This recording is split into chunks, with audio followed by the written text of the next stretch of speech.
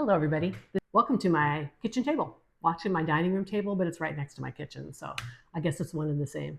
This wonderful painting up here is done by my late partner, was done by my late partner. It is an abstract of the Davis Mountains in the beautiful state of Texas. I want to talk about the subject of being influenced. First, let me say, this video is not about throwing blame for our overspending on the influencers. We can't control what they do. We can control what we do.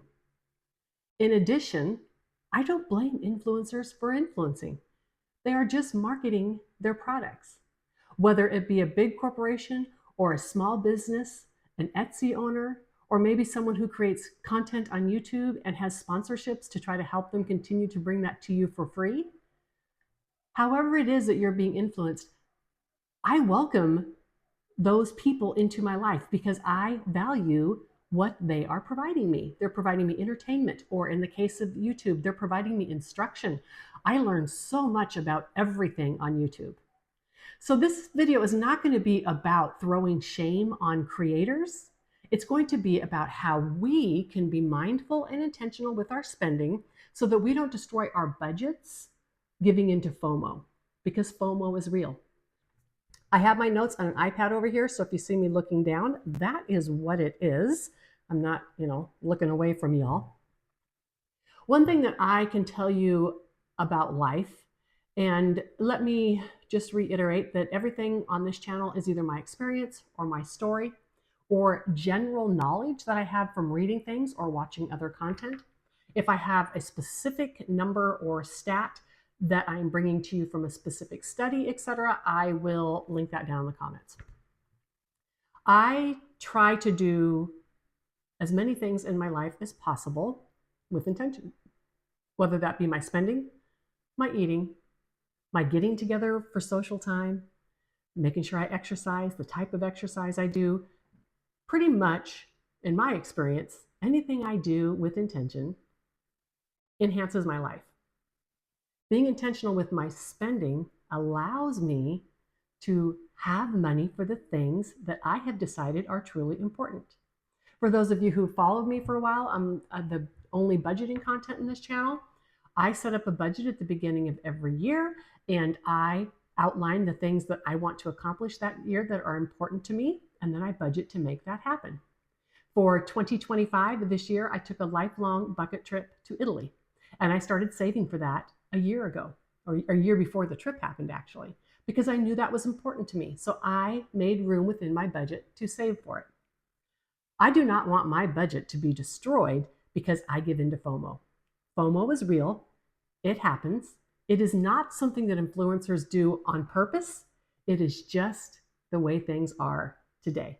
What the primary purpose or message in this video is going to be is how I set up barriers in my budgeting and life to prevent me from overspending in the influence arena or FOMO arena. I use these same barriers for many things, but today we're talking about being influenced. Now, one thing that I want to say is that we used to be primarily influenced by big companies through TV and radio, newspapers, magazines, etc. We're not really influenced that much through those anymore. Some people still are. They have cable or antenna or whatever. But as a whole, we tend to be influenced more by social media platforms. And I think not only do we see these things more, but it's everyday people, and we feel close to them as we do people we follow. And I think that helps us give a little more weight to their word or what they're trying to sell. And we just need to be aware of that. Again, don't blame them for trying to sell me something. They're just trying to make a living or keep content coming free. I support that. But I do want to make sure that I am not tempted to overspend. Before I even get on how I set up barriers, the first thing I want to say is pay in three, or pay in three, pay over time. I think one of the platforms is Klarna. I don't even know all the names because I have stayed away from them. Marlene at Snow Gardener 307 did an amazing video on Pay in 3, and I encourage you to watch it. I'll try to link it below. These platforms, people, they are pure evil. They know that you're going to get yourself in trouble with Pay in 3, and then you're going to be paying ridiculous interest rates. If you don't have $10 today for something, you don't need it. If it is food you don't have money for, go to a food bank. I know that's an old lady being harsh, but I'm just going to say it. If you can't pay for it today, don't buy it. So Pay in 3 is going to take this FOMO, because now in the moment you are being convinced this is something that you need, not something that you want, right? And it's going to turn that into a need for you, and you're going to be like, Pay in 3 is fine because I really need this. Okay, you only need a new pair of shoes if you only own one and there's holes in them and your feet are getting wet. Otherwise, you want a pair of shoes. Again, harsh words from an old lady. That's okay. So, setting up barriers is going to help you to take a moment and think about these expenditures and whether or not you really want them, because as I just said, being influenced is rarely about something you need, it's about something that you want. The first thing that I do is, in setting up barriers, is when I am making purchases in person, I primarily try to use cash. Not only does this set up a barrier to overspending because I'm limited to the amount of cash that I have, but it also sets up friction within my purchase, because giving away cash is kind of painful. Swiping a credit card, we'll pay for it later, right? So setting up this friction is a really good thing for you to do. I don't necessarily need to do this in areas that I am tempted to overspend on, just in things that I know I may mindlessly spend or be influenced. This would, perfect example, a girls' day. What do girls do when they go out for a girls' day? They go to some cute little town and they window shop. And then you see something in the window that you just have to have. It's okay to give in and buy those things once in a while, but I take the amount of cash that I'm willing to spend, and that is all I will spend. When that cash is gone, that credit card does not come out. This is a barrier. So if you have additional problems, leave that credit card at home and take only the cash that you're willing to spend. Setting up barriers by using cash is going to help you to make sure that this purchase is something that you've truly thought about and something that you want. All right, the next thing I am going to talk about is how I handle online purchases. Number one, do not link a credit card to anything. Whenever anybody out there, whether a corporation, Visa, a platform, whenever they are making things easy for you to purchase, that is not in your favor, that is in theirs. Visa loves when you can swipe mindlessly because you'll spend more. Businesses love when you swipe mindlessly because you will spend more. Making sure that you do not have credit card linked is going to put up a barrier to an immediate purchase. You have to get up, go to your purse or wherever you keep your credit card, get it out of your wallet, come back, fill out the information, put your name, put your address. All of this sets up a little bit of time between you and the purchase that's going to help you think about this purchase and whether or not you need it. Because in the heat of the moment, right, we're being influenced. We have a fear of missing out and we see it as a need and not a want. So in that time of stall that it takes for you to set up or go get your credit card and set up the information, that gives us a little bit of time to think about it. If you need even more time, maybe keep your credit card under lock and key. Make it even harder to get. But setting up that barrier of not having any credit cards linked is really going to help you to not overspend. And I know it's so easy to have like your credit card on your phone because you don't have to remember to take your credit card with you, and then you can purchase the things you want and think about all the times it saved you for an emergency. That's what they want you to think, right? You can carry a credit card, you can carry some cash, you can prepare for emergencies. Every time they're convincing you how much you need this convenience in your life, it's for their benefit. Again, more old lady rant. So don't link credit cards. If you can handle it within yourself at all to not link credit cards, then do not. Another way that you can really slow down the process of buying and make you think about the purchase is to not buy anything immediately. The buy now is done. Get rid of it. What you can do is go to that website and open a cart. Or in places like Amazon, you can have a list. I never buy anything that's not actually needed. That would be something like Band-Aids or a can opener, right? If anything that's not needed, I do not purchase immediately. It either sits in a cart on some website somewhere, a planner website, Etsy, Amazon for sure. It goes on my list, and until it has been there 30 days, I do not purchase it. You would be surprised the amount of things that at the end of 30 days, I no longer want.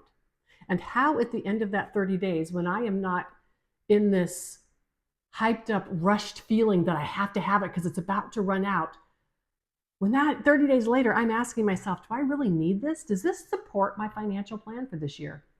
So many times the answer is no, and I end up not making the purchase. Additionally, I like to try to save for things that I am convinced I want. For those of you who've been around, you've seen me save for a bowling ball. I was saving for boots for country dance. Oh my gosh, I've saved for it all. And to date, I've purchased one of those things that I was saving for, because by the time I saved that money, I no longer needed or wanted that item. I was saving money for a ukulele. I purchased it, bought it, practice every day. I love it.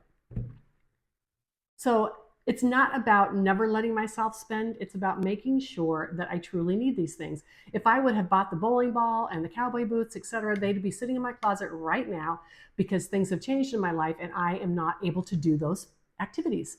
So it's again, intention in anything is about freeing yourself. It's not about limiting yourself. So setting up that barrier of making myself wait for a purchase saves me so much regret on things that I buy that I never truly needed. I invite you to look in your life to ways that you can set up a barrier or set up carts or lists, etc., and institute some type of waiting period in your life.